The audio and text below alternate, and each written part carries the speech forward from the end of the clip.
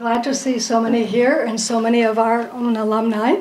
I am absolutely thrilled to be introducing Ellie Krieger, one of our graduates.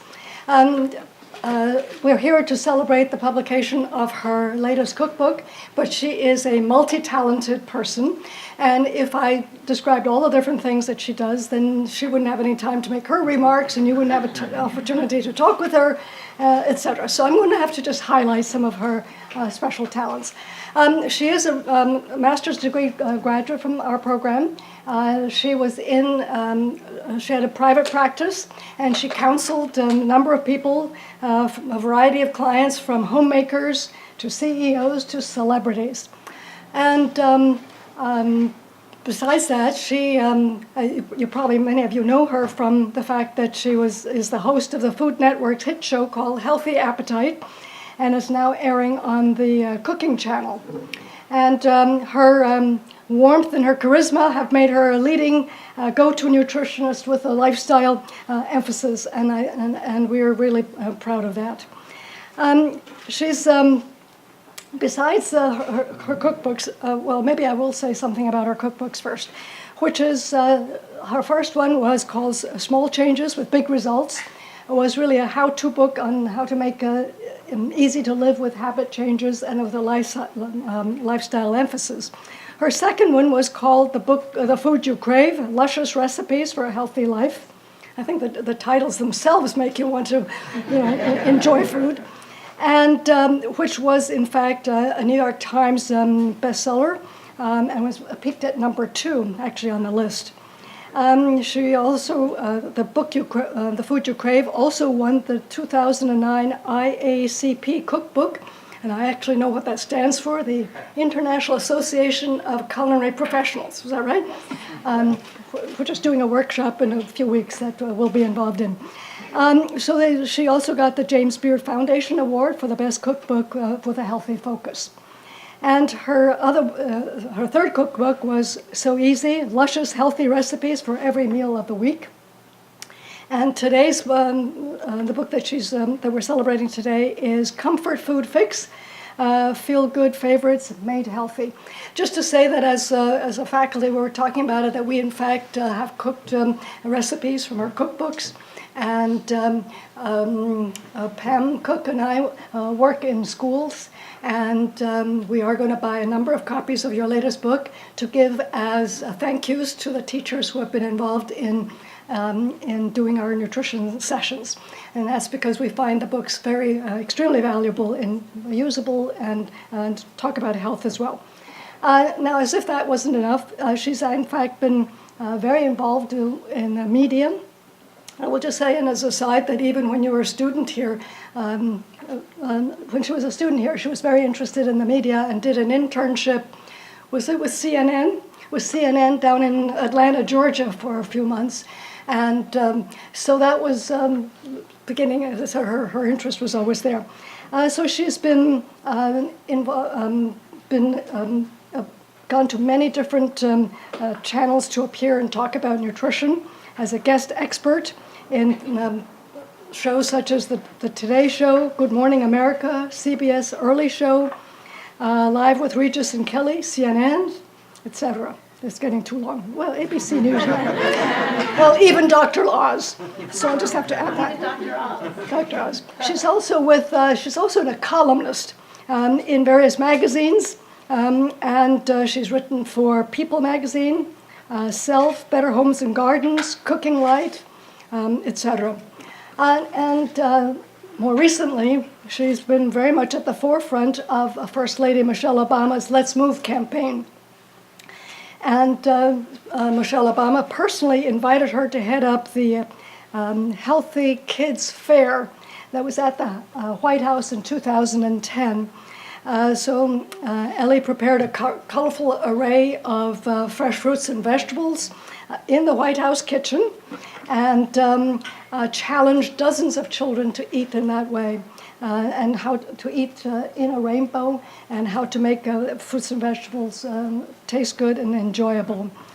So the fair was part of Obama's Healthy U.S. Schools initiative, and so you can see she's been involved at the highest levels. And as if that was not even enough, on the behalf of the Food Network, she testified before the House Committee on Agriculture about nutrition, healthy eating, and the growing epidemic of childhood obesity. So she's been a very busy lady, and we are very pleased that she took the time to join us today. And I'll turn it over to her to say a few remarks. Thank you, Isabel, and thanks, Rosella. Thank you for being here today and for making this so special and wonderful. And I'm so thrilled to be an alum of this college. And I have to say that I really, truly believe that we stand on the shoulders of our teachers, every single one of us. And I feel that so profoundly every day in all the work that I do. And in the work that Isabel, taught me, and essentially you were very instrumental in getting me those internships and working with me. I mean, the whole staff here was so helpful, and my advisors, and I believe you were my primary advisor, in helping me carve out this niche of how do I do this in the media, and how do I make this happen, and how do I prepare myself as well as possible. And so there's that specialization and that time and energy that goes into helping the students that is invaluable, and I really don't think I would be where I am if it weren't for you, so thank you. And thank you, Teachers College. And also I want to just shout out, because Pam Cook and I'm also thrilled that Pam and I work together at our children's school. Both of our children go to the same public school, and we just, with our work that we've done together there, have just received the Healthier U.S. School Challenge Award for the school, and it's the first and only New York school to get it. So besides working kind of in the public eye and on a larger federal, bigger level, I think, to promote these things, I think it's been for me an incredibly valuable experience to be the one cutting cauliflower for 700 kids so that they could taste it, and not be the only one, but to galvanize a group of parents who are interested, and to really know what it's like on the ground floor to do what you're saying that you want people to do. So it's been incredibly wonderful to work with Pam on that, and just to have that experience as well. So I want to talk about comfort food, because that's what this book's all about. But actually, before I do that, I do want to say one thing, that it may seem like, oh, I'm an author and TV and all this. In my very heart of hearts, every single thing that I do is nutrition education. And I believe that recipes are they're nutrition education tools. And I think possibly the most effective, I mean, that's maybe arguable, right? But possibly the most effective nutrition education tool, because it hits all the buttons, really. You want to, ideally, the goal of nutrition education is to make people change what they do. So you give them a recipe that they're able to do and that they like, and they try it, then right there they've done something different. So you've then started a change. And if they like the way it tastes, then it becomes self-motivating because it's yummy and their family liked it. And if they can do it and they feel like it was easy, then it's self-efficacious. So I got that word from you. So I feel like it really does hit all those buttons. And so that's really what I'm thrilled to be able to do. And I think that it has more power and meaning than simply a recipe. I'm not sure if there's such a thing as simply a recipe, maybe. But comfort food, I think, it's a topic that intrigues me, and I feel like it allures me right away. And when I pitched the idea for the book, and I knew that it was something that was attractive to people, that people would like, and the idea that you could have it in a healthy way. But I really, when I got the book deal, I started thinking, before I really started working on the recipes, what is comfort food anyway? And how do you define it? And as I started really thinking about it and asking friends about it and so on, there's this real emotional element to comfort food, and there's also a physical element. So the emotional element, which I think is fascinating, is that, food's supposed to be comforting. And I think we have this sort of difficult experience with that feeling that it's supposed to feel good and it's supposed to be comforting, and oftentimes people abuse that and use it as their only comfort, and that's an issue that I've certainly addressed in my private practice and maybe even personally dealt with on some level. I think maybe we all have, when you just want to keep eating grandma's brownies until you can't breathe anymore.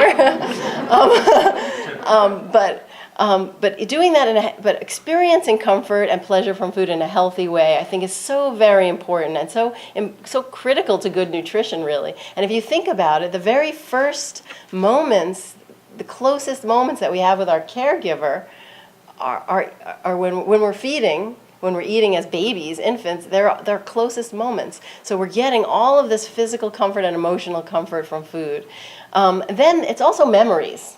And I think there's a huge opportunity in this area too. So I think it's fascinating. So it's memories, and so therefore it's so culturally enhanced. So what's comfort food to somebody from South Carolina might be banana pudding and fried chicken and collard greens and sweet potato pie, which all of those things are in the book, by the way. It might be different from someone from South Jersey, from a big Italian family who has chicken parm and lasagna, and so all of those are in the book too. So I just started brainstorming all of these things, and so I think that it's so interesting, the memories around it, and it's an area of opportunity, I think, in the field, because we can create memories for our children, we can create memories for ourselves that are healthy. And I think a lot of times fast food companies try to harness this memory thing. So they try to create memories for children, that those are your happy fun times, and you get the toy, and so, but also we can make this a more positive nutritional experience. Take your kids apple picking or strawberry picking, go home and make applesauce or strawberry jam or strawberry shortcake or something. Then it becomes a more positive memory experience as opposed to, perhaps fast food or whatever. So I think it's an interesting notion to be able to manipulate those memories in a positive way. And then there's the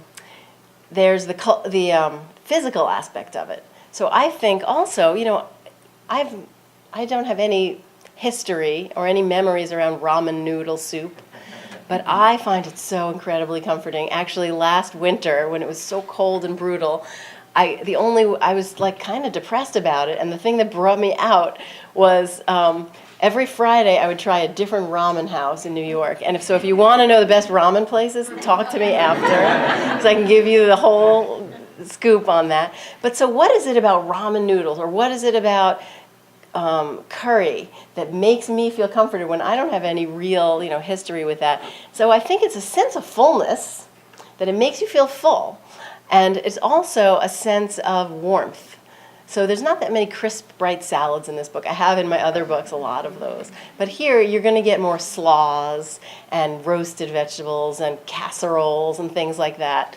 So it was really fun to sort of explore and generate this list of recipes that I wanted to do for the book.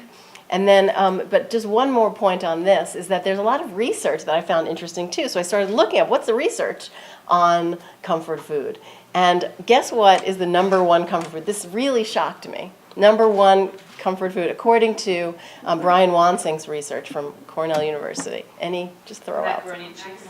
No, but that's one of my favorites. We're having that served here. But it's not. Pizza? Not even close. Chicken soup. These are all on the general list, but not even close. French fries are getting closer. Chips. Isn't that surprising? No. So I started when I heard that, I started thinking about it, and it's like your downtime. It's your time when you're zoning out, right? Or maybe it's your time when you're partying with friends. Maybe it's bar food. So actually a huge chapter in the book is sort of like that bar food, like nachos, all kinds of baked chips, and just tapping into that sort of fun times. You think chips, you think party, you think sofa, couch, not thinking, right? So I think, so I built in a lot of chips and stuff, but I thought interesting also in that same research was that men and women also have very different notions of what comfort food is. So men are more likely to say things like casseroles, stews, and so on, and women are more likely to say things like chocolate, cookies, chips. And if you think about that, it's because men, and this is very typical, so this is obviously just huge generalization, but where the research was pointing, is that men tend to feel very taken care of when they're generally not making these foods but being served them, right? Whereas women see these foods maybe not as comforting because they're work.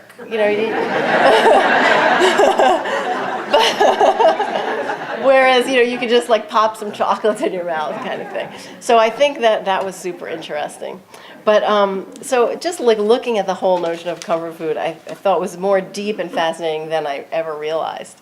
But then I just wanted to talk with you a little bit about my process. So once I I start to generate this list of what I want to make. And then thinking, okay, so how do we make this healthy? And so one thing that was really critical to me is that it needs to hit the spot. So this was like, it has to be delicious, it has to be doable, it has to be but it has to have this something that I can't even describe that just makes it hit the spot. And so when I was, I call it fixing because it's comfort food fix, but when I was, modifying the recipes, that was really something that was so important to me, that it isn't compromised in any way. And I really start from a taste point of view. I don't think about the numbers. And I find that if I think about a taste point and texture perspective, and then I use my system, which is I see foods as usually, sometimes, and rarely. So there's no such thing as never. And the usually foods are whole grains, fruits and vegetables, low-fat dairy, beans, nuts, healthy oils, lean meats. Those are the usualies. Sometimes foods are maybe a little bit more processed, or like white bread, like crunchy French bread, or maybe an added sweetener that's less refined, like honey or maple syrup. Whereas the rarely foods are all the foods that I think chefs often use very heavy-handedly. Butter, cream, bacon. Oh, throw some in, it'll be good with more bacon, And I think nutritionists often rule out completely. And I think that's sort of a mistake personally, because I think adding in a little bit of these things can add so much. So I use those rarely. So in the book you'll find bacon, real bacon. So in my BLT, I don't see how you can really make a BLT without bacon. I mean, I'm not using like fakin' bacon or I don't know what. You could, if that's your thing, but to me it has to taste like real bacon. And so I use a little. And instead of mayo, I do this great herbed avocado spread. It's really good. And put it on whole wheat, and and it really works so beautifully. And so using these rarely ingredients, I say in minimum amounts for maximum impact. I find it's really, really effective to get that thing that hits the spot. So doing things, and so I'll look at a recipe, so take the mac and cheese. I'll look at that and say, how can I amp up the usually? So in this case, what I did was I chopped up cauliflower really to be the same size as the macaroni and steam it. And then fold it in to the cheese sauce, which I make with low-fat milk, but real cheddar cheese. And I think that's really key. For me, I've never found a cheese substitute that's as good and melts and feels as good as real cheese. If you can't have cheese, I feel like just don't even go there, just go a different direction entirely. So I feel like, so doing this, and you see the difference I think on your card there, it says the difference in calories. Just doing this and building it from a very food-driven perspective, the numbers work out. And I think that's the coolest thing. And this is, I didn't originally start off, I feel like I almost didn't want to I always put the nutrition analysis, but I didn't want to put any before and after. I didn't even think about it. But I was about 3/4 of the way through the book, and I had made this lasagna, which is so good. It's on the cover, I think, yes. We shot a few different things. You'd think I'd know I was on the cover of the book. And I said, I wonder how this compares. And so I just picked like a lasagna recipe from a popular cookbook, and I analyzed it. I was like, holy cow. I was so shocked at the difference. I started doing the analysis for some more comparisons, and I was so taken aback by them that I decided I'm going to do this, and it was a lot of work. I'm going to do this now for all the recipes in the book, and sometimes the calories are really different, and sometimes they're not that different, but always the nutrient value is higher, and you don't always see that in the numbers, which is why I'm not a big numbers person, because I think it doesn't tell the whole story. But nonetheless, I felt that it was so compelling that I really thought that I wanted to share that with the public. And so that's why they're in there, and I think it's really interesting stuff. But basically, that's sort of the overall idea of how I sort of tackled it, and all of these wonderful recipes. I cook them myself regularly still. I really enjoy them, and I hope you do too. And I'm happy to just kind of open it up, and would love to hear questions, comments, anything. I just wanted to say that when I read the recipe that we have on the chair, it was like a real aha, because mostly when I've seen things added to mac and cheese, it's like ham or, hot dogs, or sometimes vegetables that are colorful, more for visual things. And I was like, cauliflower, like that's just such genius. Cauliflower is perfect with pasta. And I just thought, wow, this is really great, because I think it might even be better. Because I always associate cauliflower with cheese sauce. Yes, exactly. 60s. Well, that's what I was thinking. Did everyone hear okay? Yeah. I was thinking the cauliflower actually is such a natural with a cheese sauce, so why not? And so absolutely. And I think there's this whole issue about sneaking vegetables, not sneaking vegetables. I have a 9-year-old daughter, and I really never sneak anything. I don't hide anything from her. And if she doesn't want to eat dinner, then I say, okay, I guess you'll have to be hungry. That's my tactic. And it works really well, actually.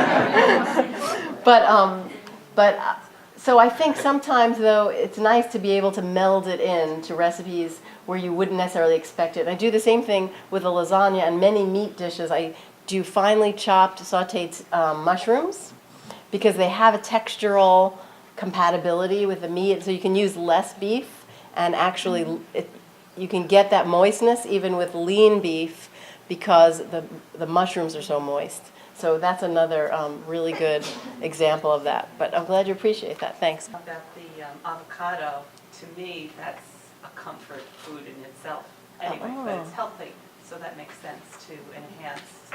Yeah, avocado is a comfort food, and I think it's that creaminess. And throughout the book, I do a lot of like how to get creaminess without cream or sour cream or and a lot of Greek yogurt works really well. And this is the other thing. And so in my creamy dressings, like for a creamy sauce for pasta salad or coleslaw or potato salad, I do some, like a third of a cup of non-fat Greek yogurt, plain, and a couple of tablespoons of mayo. And I think this is a big mistake people often make when they're trying to cook healthy. They'll just do all yogurt, and it just tastes too tangy, too thin, not unctuous enough. It doesn't really work to do all or nothing. I mean, some people might find it acceptable, but it doesn't really, you're not going to convert anyone with that kind of thing. And I find that's the same thing with salt, and that's a big issue now. That I had someone write to me that said, I made a soup without salt and it tasted terrible. What should I do? And I basically wrote back, put salt in it. I mean, I wasn't quite that brief, but that was the essence of it. And I think we become very all or nothing in our thinking. And there's an issue in nutrition on many different levels of this sense of extremes, this sense of all or nothing, this sense of binge or diet, that if we can find this middle road, not only in our attitudes toward food overall, but in our cooking, I think it really goes a long way to making habits that are like livable and enjoyable. So Gruyere cheese is a Swiss, correct? Gruyere, yes, Gruyere is a Swiss I cheese. don't like Swiss cheese. Is there anything Oh, I can substitute? oh, sure. You can use Fontina. You could use cheddar. So absolutely. I know, the funny thing about Gruyere cheese is that it smells like stinky feet. And I'm always amazed that something can smell so bad but taste so good. This is like astounding. But yeah, you can substitute really, there's so many options that you could substitute that were like a similar texture. Gouda even would probably work. I was just curious, did you come from a family, I mean, you're obviously centered in nutrition, but did you come from a family of cooks, or did you have to just work your own way into that? Yeah, I came from a family of food lovers, for sure. And actually, I was an overweight child. And, well, I always say it this way, is that I came from a family where food is love. and I was very well loved. And so I really had to, but my mother, she wasn't my big cooking influence. She worked full-time and went to school at night. She was actually a teacher as well. But so it wasn't her thing. But I have a lot of cooking memories at my grandmother's house, and she lived nearby. And I had most of my sort of family meals at her house. But I don't think I was just personally, my sister and I really loved experimenting in the kitchen from really as long as I can remember. And so it was really kind of self-motivating in many ways. Although growing up in New York, you get exposed to so many different kinds of food. So my parents were more interested they would take us to Chinatown, to Dominican restaurants in Queens. And so I got exposed to a lot of different cultures very early on. And I remember my first Greek spinach pie. And I think I'm always and I have so many amazing memories around it. Like it was at a Greek church festival in Queens. And I remember my first bite of it. I think I'm always trying to get that back on some level.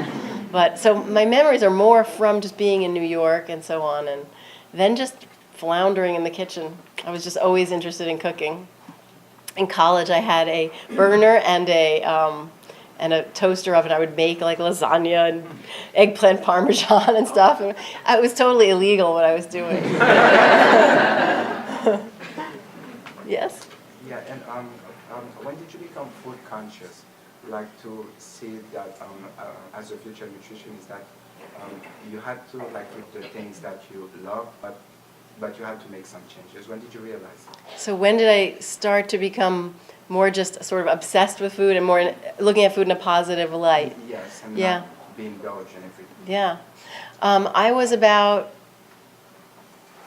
12 or 13, and I just one day said, I realized, I actually remember this moment. It's like kind of maybe a TMI, but nonetheless. I remember looking down and seeing my stomach, and I couldn't see my feet. And I said, no, this has to stop. It wasn't okay with me, and then it just snapped. And I was like, Mom, can you help me? I want to lose weight. And she was wonderful because she just like helped me do this in a really positive way, eating more vegetables.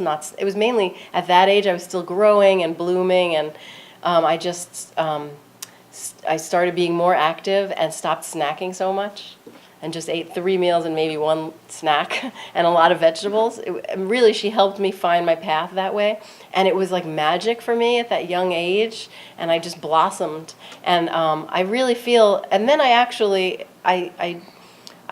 paid for college by modeling, and I wound up being this career. I thought it was going to be a summer job, and it was 15 years that I was modeling for Wilhelmina Models and traveling around the world and stuff. And I really went to a point in that where I think I had some seriously disordered eating behaviors and went the other way because of pressures and stuff there.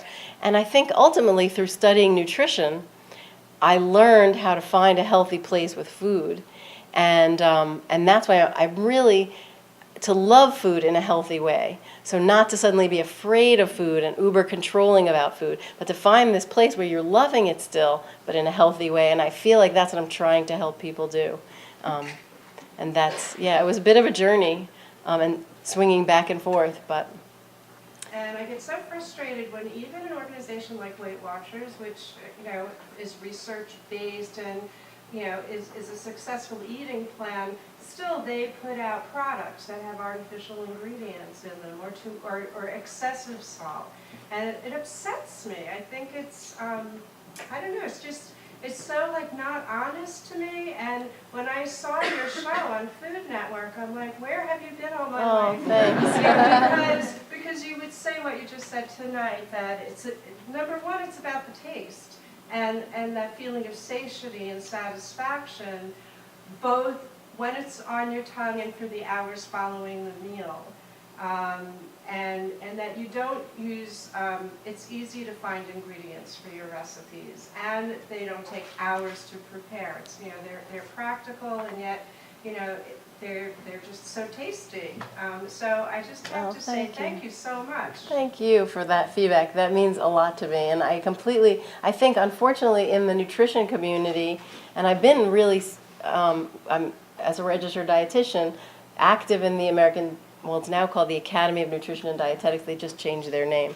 So active in the academy about talking about taste more. Because I think how can you possibly, and also with dietitians learning more about food, because how can you possibly advise someone about how to eat if you don't understand food? And I think it's been very much a missing link, except with, I think, a minority of dietitians. Somehow there's a group of food and culinary professionals in the dietetics world, but it seems like a lot of other dietitians don't really care that much about food, and look at it from more of a controlling clinical perspective, and I don't think that reaches people. That's not why people eat.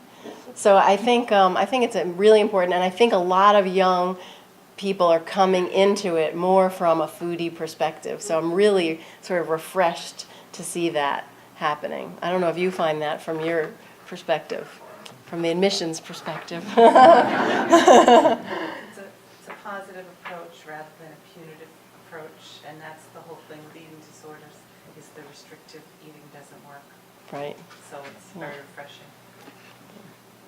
I wanted to know more about your process in trying to introduce more healthy eating habits with students in schools and maybe even with administration.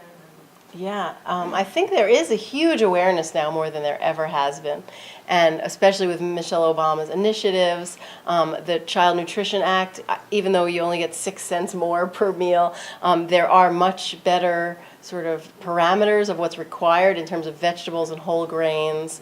So I think we're totally headed in the right direction. I feel very inspired and motivated by that, and I feel like there's tremendous momentum from the upper levels of our government, and then also from the grassroots, because parents want healthier foods for their kids for the most part. There's people more aware than ever. Michael Pollan's book has been on the bestseller list for I don't know how long. People are wanting to make change, and so there's this great convergence, which I think is very exciting. And then the work that goes into it is literally what we sat down and did was, first thing we did was form a wellness committee, got interested parents on board, and had more of a collective voice. And then the principal of the school was on board, the PTA, which had helped that Pam was PTA president at the time. So we got the PTA in there. No, but either way, they're incredibly supportive. And literally started looking at where are the touch points? Where are we influencing kids with food? And it turned out that the school lunch was the least of our problems. It was the very first thing we did was create snack guidelines, because the stuff parents were bringing for snack was horrible, like chips and cookies and brownies and cookies, and then, kids started, it was literally like every day junky snack food, and so we just created this printed guideline, and that became the school rule, and the teachers actually really thanked us, because they said, now instead of them being the bad guy saying, please don't bring this into the classroom, it's making the kids nuts and not helping them learn, they could say, oh, I'm sorry, I can't accept this snack because this is the guideline. So it really freed them and to help support their efforts, and it was just super clear of what's okay to bring, and I think that in itself was a huge transformation for our school. And then we started, I can give you a list of our activities that, we wound up changing the food at the school functions, at the parties and celebrations, and still fun, and everyone loved it. Everyone was smiling, happy, eating good food, but it was, instead of pre-made pastries from Costco, we were having make your own yogurt, fruit granola sundaes kind of thing.